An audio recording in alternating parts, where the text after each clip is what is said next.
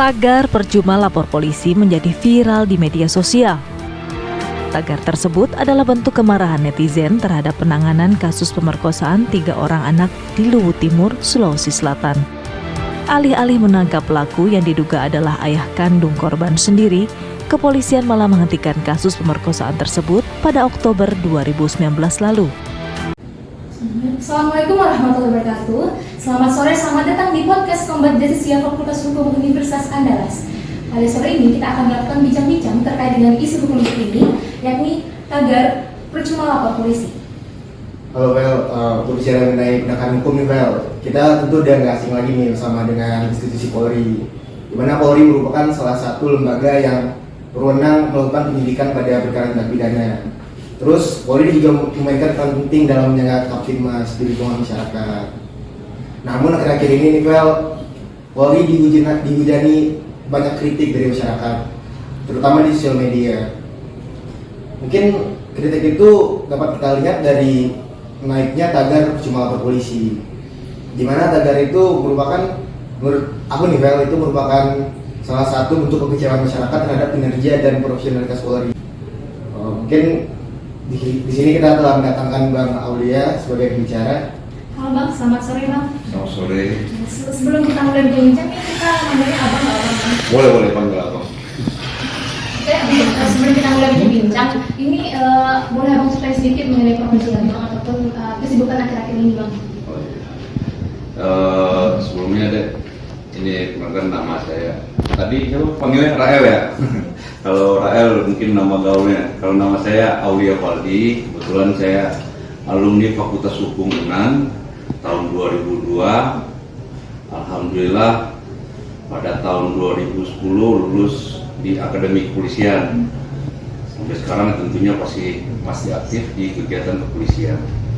Dan saat ini saya berdinas di Polda Sumbar, kurang lebih sudah 2,5 tahun di bagian Propam Polda, khususnya di Paminal, yaitu pengamanan internal. Sebelumnya di Paminal selaku apa? Kalau di Paminal posisi saya sekarang selaku Kaor Binpam, Kepala Urusan Pembinaan Pengamanan. Mungkin dikit lagi Bang, kan ini banyak nih Bang, alumni Fakultas Hukum, tapi Abang agak beda gitu Bang, soalnya kan masuk ke kepolisian. Iya. Sebelumnya saya lihat alumni banyaknya di Kejaksaan, Mahkamah Agung, di lawyer, notaris, atau begitulah Bang. Bisa diceritain nggak Bang gimana ceritanya masuk ke Polri? Ya, alhamdulillah mungkin waktu lulus tes, mungkin ya namanya cari kerja.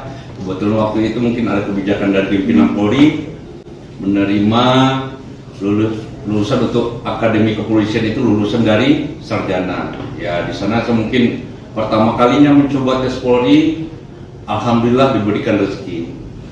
Masuk tahun 2009, kelarnya tahun 2010 akhir, ya kurang lebih pendidikan 2 tahun kurang. Alhamdulillah setelah itu berdinas ya ternyata begitulah kehidupan Polri, ya jalan-jalan.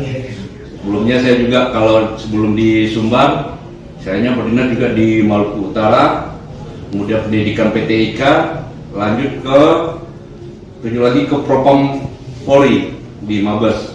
Di sana saya jadi pemeriksa propos. Kemudian karena kebijakan pimpinan juga saya diarahkan ke wilayah, kembali ke kampung halaman lah ya di Sumbar, dan alhamdulillah tempatnya lagi di Propam lagi gitu. Berarti ini masuknya ke Akpol ya, bukan dari SEPA ya Bang? Bukan. Alhamdulillah dari Akpol. Kebetulan itu ada 3 angkatan dan saya angkatan terakhir ya.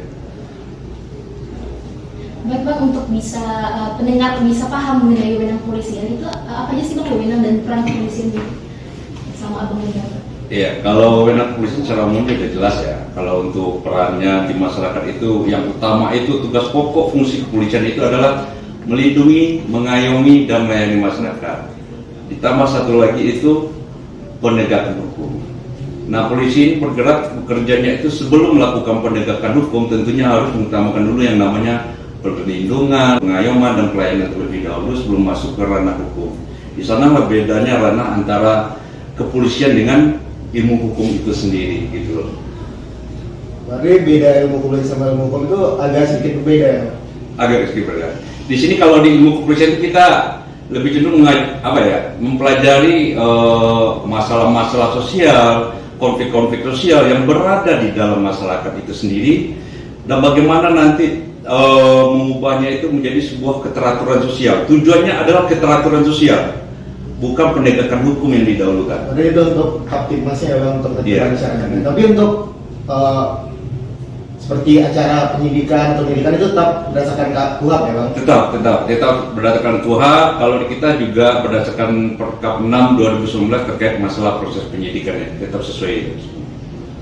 Mungkin dari peran Polri udah disampaikan Abang Ulian nih Vel. Mungkin satu lagi, mungkin Abang selaku Kolminal sendiri apa sih Bang? Apa sih tugas dan perannya? Ini agak repot juga dengar. Jelasnya. Jadi Paminal ini mungkin barang baru, mungkin agak jarang sih didengar oleh di masyarakat ya. Orang tahunya mungkin Propam, Propos ya. Tahunya cuma dua itu. Kalau Propos kan seragam, pakai kopel putih, pakai baret biru gitu kan. Nah, dalam Propam kita bicara yang luas dulu ya. Ini ada namanya di Polda ini Bid Propam. Bid Propam ini Kabid dipimpin oleh Kabid Propam. Di sini Kabid mendukung kegiatan dari Kapolda. Nah, di Bid Propam sendiri itu ada unsur pelaksanaan tugasnya terdiri dari 3 di luar dari Subakrenmin yang staff ya. Yang staff itu ada Subakrenmin, Subakrehab, dan Subakyandoan. Kalau untuk personal itu ada 3. Di situ ada namanya Paminal, ada namanya Propos, dan ada namanya Wapro atau panjangannya pertanggungjawaban profesi. Nah, di sini Paminal itu sendiri dia bekerja ibaratnya kalau di pidana itu seperti penyelidikan. Ibaratnya ada dumas yang masuk dari masyarakat melalui Subakyandoan tadi. Nah, di sini kita proses apakah ini kecenderungannya ada pelanggarannya atau tidak. Kemudian pelanggaran yang dilakukan oleh anggota Polri ini sendiri ini akan diberikan lagi. Apakah ini pelanggaran disiplin ataupun ini pelanggaran kode etik? Nah, pelanggaran disiplin ini tentunya apabila diduga pelanggaran disiplin ya, itu oknum Polri tersebut diarahkan untuk pemeriksaan lebih lanjut kepada Provos. Nah, kalau ada masalah kode etik itu akan ditindaklanjuti oleh Wapro, pertanggungjawaban profesi. Jadi ini masing-masing berbeda. Di sini selaku penyelidik, di sini memproses pelanggaran disiplin, di sini memproses masalah kode etik. Berarti pertanggungjawaban profesi itu di bawah Bid Propam juga ya Bang? Di bawah Propam, gitu. Jadi kebetulan karena penyelidik, kebetulan kita juga ingin berbaur ya. Itu kita menyentuh masyarakat ya. Kalau keseharian dari Polres sendiri ya biasa pakai preman juga di lapangan. Ya, jalan pakaian dinas. Jadi kita untuk menyelidiki, misalkan kita dapat informasi Pak, di sana ada pungli Pak, ada yang backup, ya di sana kita menelitinya tentunya ya juga membawa dari masyarakat untuk mendapatkan informasi tersebut gitu. Berarti itu juga, kalau kan melakukan penyelidikan, tentu ada penyidikan juga. Berarti ada juga itu perkaranya ke kejaksaan seperti dilimpahkan. Oh enggak. Ya. Jadi begini, kita ini penyelidikan ini di Paminal ini bersifat namanya interogasi. Mungkin ada yang mungkin pernah lihat di pidana umum itu biasanya ada BAI dulu atau BAW, ya kan? Ketika masuk LP. Nah di sana itu bunyinya itu dia masih tahap lidik. Oh, berarti lidik. Iya. Nah tadi kan saya mengumpamakan. Sementara ini kalau sudah masuk ke Provos, ketika ini kita ada temuan, ibaratnya ini pantas loh. Ini diduga ada pelanggaran disiplin loh. Ini diduga ada pelanggaran kode etik loh, akhirnya kita lanjutkan kita limpahkan ke Propos atau Wapro. Nah contoh kalau sudah dilakukan Propos, di sini dilakukan lagi pemeriksaan. Di sini sudah berlaku namanya LP dan BAP, jadi bukan BAI lagi. Sudah BAP ya? Iya, ibaratnya sudah penyidikan, tetapi kalau di Propam itu namanya pemeriksaan. Tapi seperti yang sering saya dengar nih Bang, kan banyak tuh anggota polisi misalnya melanggar ini, melanggar itu, tapi hanya dijatuhi sanksi disiplin gitu Bang. Sedangkan seperti pemahaman kita, Polri merupakan orang sipil ya Bang. Yeah. Jadi seharusnya kan juga diadili sama pengadilan negeri. Oh iya, betul. Jadi begini ya, ketika itu ada bersangkutan dengan pidana, kita selalu tetap ya, kalau di Paminal kita bikin laporan informasinya terkait ada pelanggaran tersebut, kita masih bikin laporannya. Tetapi untuk proses tahap berikutnya, ini kan biasa kalau udah pidana udah pasti turunnya ke kode etik ya. Turunnya kalau ke kode etik tersebut, itu kita menunggu proses perkara pidananya tersebut selesai. Dari Wapro menunggu dari proses pidananya dulu ingkrah, setelah itu baru diadakan sidang. Berarti udah inkrah dulu baru. Kita tetap mendahulukan pidana umumnya dulu. Soalnya Karena anggota Polri, dia kan otomatis kita juga terikat oleh ikatan dari pidana umum gitu. ada presumpsi of innocence juga Bang. Iya. Terduga bersalah. Iya. Itu tunggu dulu inkrah. Prosesnya tetap berjalan di Wapro, namun untuk pelaksanaan sidangnya kita harus mendahulukan dari pidana umum. Kita nggak tahu nih endingnya seperti apa, apakah dibebas atau memang bersalah. Nah itu bisa menjadi bahan acuan bagi Wapro untuk melakukan persidangan. Selama Abang berdinas nih Bang, kalau boleh tahu udah berapa lama Bang berdinas? Kalau berdinas, alhamdulillah tamat 2010 Desember ini sudah berapa ya? 12 11 tahun lah, 11 tahun lebih lah. Baik, Bang, masuk ke topik kita pada hari ini yaitu Bang, Iya. hashtag percuma lapor polisi. Iya. Akhir-akhir ini munculnya hashtag tersebut dikarenakan waktu itu baru-baru muncul ya, dikarenakan naiknya kasus di Sulawesi Selatan itu dugaan pemerkosaan terhadap 3 orang anak, yang mana kasus tersebut ditutup oleh tidak ditindaklanjuti oleh pihak kepolisian dikarenakan alasannya kurangnya alat bukti gitu. Maka hashtag percuma lapor polisi ini menjadi booming setelah adanya kasus tersebut gitu. Menurut tanggapan Abang, bagaimana pihak kepolisian untuk bisa menanggapi kritikan dari masyarakat seperti itu Bang? Ya, terima kasih. Kalau saya sih menilai ini kalau hashtag percuma lapor polisi itu saya lihat di boomingnya itu mulai dari pertengahan tahun sih, pertengahan tahun 2021, termasuk masalah yang di Pulau Gadung yang ada ngelapor ibu-ibu juga, ada beberapa kasus yang lainnya. Saya rasa percuma lapor polisi ini ya sebagai bahan evaluasi lah, ya sebagai koreksi bagi Polri sendiri. Berarti selama ini penilaian masyarakat ya Polri belum kerja maksimal. Namun timbulnya tagar tersebut ini salah satu media, ya salah satu media yang memang yang digandrungi sekarang oleh masyarakat sekarang ya media sosial tersebut. Lebih gampangnya untuk memviralkan ya percuma lapor polisi, lapor polisi. Nah dengan viral tersebut muncul tagar-tagar tersebut, tentu ini jadi evaluasi, tentunya ini jadi bahan tindak lanjut bagi kita gitu loh, khususnya di Propam. Ya kalau terkait di Sulawesi begitu, ranahnya dari Propam Polri yang di Mabes. Alhamdulillah kalau sini belum muncul nih percuma lapor polisi gitu ya. Jadi mungkin dari masyarakat sendiri juga belum tahu kemana sih harus melapornya ya. Ini kalau mau melapor ini sekarang di Polri ini ada 2. Nah kalau yang pertama itu melalui Dumas Presisi, Propam Presisi. Nah di sana ada aplikasinya. Adik-adik kalau siapa yang mau melapor terhadap oknum Polri itu silakan. Di sana secara online langsung. Dan itu langsung dipantau oleh biasa Pak Kapolri itu langsung melihat langsung itu ini ada apa gitu, nggak aware gitu. Otomatis itu harus kita tindak lanjuti gitu. Kemudian yang kedua, kalau khusus di Polda Sumbar, nah ini Polda Sumbar kita juga ada sentra pelayanan pengaduan Propam. Nah bagi yang merasa ada dicurangi, mungkin ada permasalahan dengan polisi gitu, oknum-oknum ya silakan datang ke Polda, di sana kita akan layani untuk pengaduannya. Tentunya akan kita tindak lanjuti gitu.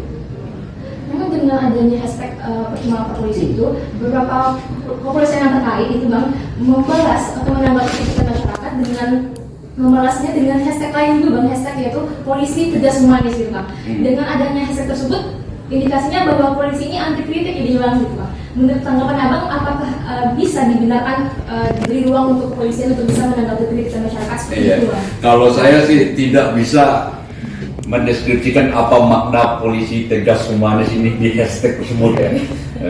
Ini salah persepsi ini deh, ya kan. Akan tetapi ini mungkin ya setelah adanya viralnya tersebut, ini polisi langsung bekerja, bertindak, langsung menindaklanjuti apa yang menjadi permasalahan yang lagi booming di masyarakat, dan ini harus segera ditindaklanjuti. Nah, setelah ditindaklanjuti, inilah lanjutnya Polri itu ya bekerja dengan sebaik mungkin. Tentunya dari sekian banyak Polri, tentunya ada yang oknumnya, ada apa yang mungkin yang tidak benar. Nah, di sana kita memang butuh peran dari masyarakat untuk masuknya kritikan. Saya tetap berpositif thinking, masuknya kritikan masyarakat ini termasuk percuma lapor polisi ini berarti masyarakat masih cinta dengan polisi gitu loh. Masih banyak perhatian ya Bang. Masih cinta gitu loh. Jadi kadang dicinta, dirindui gitu loh ya. Ada juga yang nakalnya gitu loh. Nah karena itu, karena ingin Polri ini baik, di sana maksudnya kritikan dari masyarakat itu. Dan kita pun dari Polri juga harus harus terima apa yang menjadi masukan dari masyarakat, dan ini juga untuk memperkuat kita di institusi Polri sendiri. Kembali lagi nih Bang, Polri kan merupakan pejabat yang berwenang melakukan penyelidikan atau penyidikan pada perkara pidana ya Bang. Ya. Akan tetapi di lingkungan masyarakat banyak tuh Bang yang melapor di unit terkecil lah, contohnya di Polsek dia melaporin suatu tindak pidana. Tapi kayak anggota di sana mungkin yang menerimanya penyidik pembantu ya Bang. Jadi kayak soalnya saya nih ada mau melaporkan, laporan saya ditolak Bang. Itu bagaimana Bang? Ya, kalau laporan ditolak Pak, mungkin Bapak bisa lapor ke saya langsung. Dia bisa lapor atau ke Polda langsung, Propam pasti kita tindak lanjuti. Tapi kalau ada, ya intinya kalau ada case begitu ya coba lapor dulu arahnya seperti apa gitu loh. Kadang saya kan tidak bisa terima mentah, Pak ditolak aja. Ini tolak ini apa nih maknanya? Kadang apa yang disampaikan waktu di lapangan dengan ini tentu perlu kita cross check. Tetapi seyogianya polisi dimanapun ketika ada pengaduan dari masyarakat, ya jangankan di polsek Bapak ngadunya di unit, di jalan pun Pak polisi minta tolong, polisi juga harus membantu masyarakat karena sudah memang tugasnya itu loh. Berarti itu oknumnya aja ya Bang. Oknumnya. Dan seperti yang kita tahu itu kan laporan nggak boleh ditolak, harus mau disidik nggak disidik kan perjanjian. Ya minimal ini kalau memang itu belum ada bukti dari pendukungnya bahwa ini adalah perbuatan pidana, di awalnya tentunya itu akan masuk ke pengaduan masyarakat lebih dahulu gitu loh. Baru itu merupakan juga kalau kita lapor ke Polda misalnya ini udah jelas-jelas nih bila pidana, tapi dipiring misalkan polisi itu banyak tuh Bang yang malas ini dipiring malas ceritanya ditolak aja. Ini bisa dilapor ke Abang misalnya ke kriminal langsung. Kalau lapornya bukan ke saya pribadi, lapornya ke institusi saya ke Propam gitu loh. Ya tentunya ini kan ada beberapa analisa dari penyidik ya, apakah ini feeding, apakah betul perbuatan pidana yang lainnya gitu loh. Tentunya mereka yang mensortir di sana kan, kalau di SPKT seperti di Polda itu kan ada piket reskrimnya juga, di sana juga mereka memfilter gitu loh. Berarti itu nantinya kalau kita lapor ke Abang misalnya itu kenanya kode etik apa gimana? Ya. Kalau yang menolak itu. Kalau itu kita proses dulu gitu loh. Laporin jangan ke saya, laporin ke Propam. Kan Kalau saya itu ada Propam nih Pak. Iya. Lapornya silakan ke Propam, ke Sentra Pelayanan Pengaduan Propam. Itu kalau di Polda di pintu keluar sebelah kiri di sana. Pasti diterima. Apabila ada keluhan, tidak ada tanggapan dari Polri atau Polrinya putar-putar, ya silakan diadukan. Insya Allah kita terima semuanya dengan baik gitu. Menurut tanggapan Abang Bang, apa bentuk kebijakan konkret yang mungkin diberikan untuk membenahi internal Polri menjadi lebih baik lagi kinerjanya? Kalau saya ya yang paling utama, kalau saya dua ya, kalau saya pribadi, Polri kalau ingin nilainya baik, kerjanya baik, pertama Polri selalu berada di tengah-tengah kegiatan masyarakat. Ya, masyarakat ada kegiatan apapun, Polri harus ada di sana, karena dia sifatnya melindungi, dia melayani. Ya. Yang kedua, tidak usah neko-neko, bekerjalah sesuai aturan yang ada. Maksud saya itu ketika ada laporan dari masyarakat, dia terima seperti prosedurnya seperti apa gitu loh. Ketika masyarakat ada pelanggaran, ya laksanakan seperti prosedur seperti apa adanya gitu loh. Jadi bekerjalah sesuai aturan yang ada, tentunya sesuai SOP yang ada. Saya yakin dengan Polri sudah bekerja dengan sesuai SOP, saya yakin nilainya ya insya Allah jadi lebih baik, dan masyarakat pun juga meningkatnya trust dari masyarakat kepada Polri sendiri. Selaku Polminal nih Bang, yang saya tahu kan Polminal itu kalau nggak salah pengaman internal ya Bang? Iya, pengaman internal, betul. Tapi Abang memiliki wewenang untuk meningkatkan SDM Polri nih Bang, kayak bersih, ibaratnya bersih lah dari dokumen itu, Abang memiliki kan? Kalau bersih itu tugas institusi. Mungkin dari Abang, apa sih kayaknya banyak nih polisi remaja atau apa yang mungkin yang bisa mengajar Bang melakukan penyimpangan. Dari itu apa sih yang salah? Dari itu apakah sistem pendidikan di Polri-nya atau emang SDM-nya dari SDM langsung? Ya kita terkadang ya kalau sudah keluar dari SPN sudah berbaur lagi dengan masyarakat, tentunya ada perubahan-perubahan. Tentunya tugas kita itu ya mengingatkan gitu loh. Yang paling utama itu yang harus mengingat itu bukan propamnya dulu gitu loh. Yang harus mengingat itu pimpinannya, Komandannya ya, Bang? Komandannya. bagaimana sih membina adik-adik ini yang baru lulus ini biar dia juga jadi polisi yang benar gitu loh, yang bisa mengabdi ke masyarakat. Ya tentunya yang nggak neko-neko lah, tidak bermasalah gitu loh. Nah endingnya kalau memang udah betul-betul kebangetan ya nakal ya, dan ada laporan dari masyarakat ya, tanpa ada laporan masyarakat pun kadang kita juga ada seperti cybernya juga ya, di Polri ada cybernya juga, kita patrol juga, termasuk contoh yang cuma lapor polisi itu langsung termonitor di kita itu. Mungkin ada anggota di Polda Sumbar yang viral, itu kita monitor langsung. Kadang tanpa adanya laporan dari masyarakat, kita langsung turun gitu loh.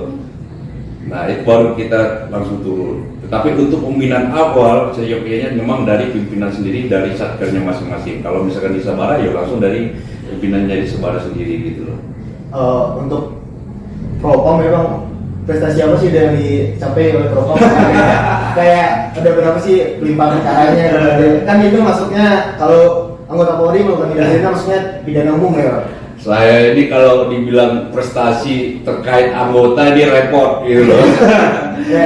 Jadi kalau dibilang prestasi ini banyak juga yang nakal nih yang ya saya rasa alhamdulillah di tahun kemarin sudah beberapa kasus yang kita tangani, termasuk beberapa kasus yang besar, ada juga monitor juga, ada beberapa kasus, dan itu pun kita tidak lanjuti tanpa laporan masyarakat, kita langsung turun juga ada gitu loh.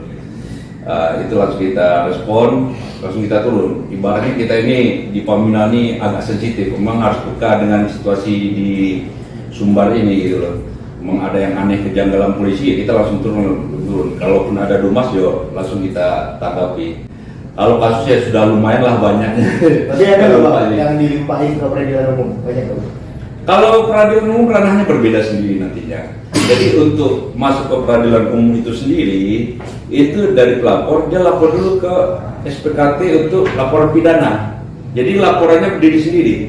Kalau misalnya dia tertangkap tangan nih, bahkan misalnya tangkap Propam memang, ya. Propam kan pasti kan udah itu udah disidik, pasti dilimpahin dong. Nah, misalkan contoh ada yang tertangkap lagi nyogok, lagi suap, ya kan? Tentu kita amankan dulu. Nah, kita lidik. Nah, setelah kita amankan, ketika itu ada pidana, tentunya kita akan melimpahkan ke Krimum, gitu loh. Berarti udah wewenang Krimum ya? Ya, Krimum atau Krimsus lah, kalau ada pidananya di sana kita limpahkan ke sana. Ataupun contoh misalkan ada anggota yang tertangkap narkoba, ya kan? Ya tentunya ada pelanggaran pidana dong, yang kita proses, yang narkoba ini nanti kita serahkan juga untuk ditindaklanjuti gitu loh. Baik Bang, mungkin sekian untuk podcast kita, mungkin dapat kita simpulkan bahwa kritikan dari masyarakat itu sebagai bentuk evaluasi bagi institusi kepolisian untuk bisa membenahi kinerjanya ke depan. Karena keadilan tidak akan muncul jika melalui prosedur yang cacat. Terima kasih Bang Rael. Iya, terima kasih. Terima kasih Bang. Iya. Terima kasih. Assalamualaikum warahmatullahi wabarakatuh. Sudah.